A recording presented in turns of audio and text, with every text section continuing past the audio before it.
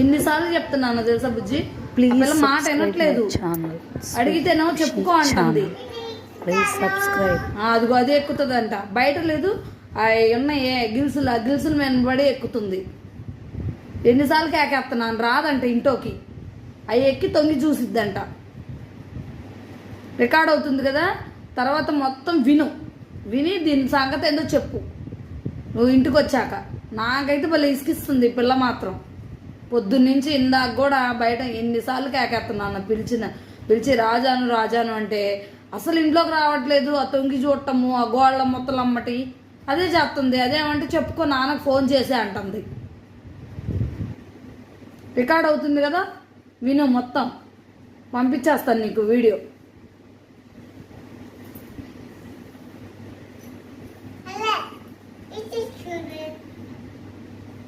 సుబ్బు వదిన కొడుతుంది, మళ్ళా ఎగబడి కొడుతుంది పాప మామని.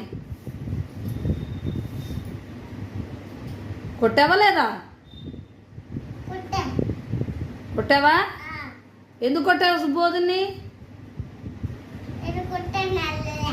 అదిగో ఎక్కిరుతుంది, అలా కొట్టానంటుంది. ఎందుకు కొట్టావు అమ్మాయి?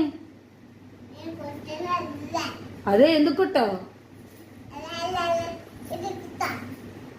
అదిగో అది ఎక్కుతానని చెబుతుంది. సుబ్బోధన కొట్టావు కదా,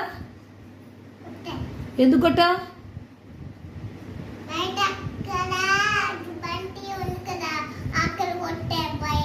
ఎందుకు కొడుతున్నావు? చెప్పులు ఇసిరేయొచ్చా వాళ్ళమేనా? తప్పు కదా, తప్పు కదా. చెప్పులు ఇసిరేయొచ్చా? నీతో ఎవరైనా మాట్లాడతారా అలా చేస్తే?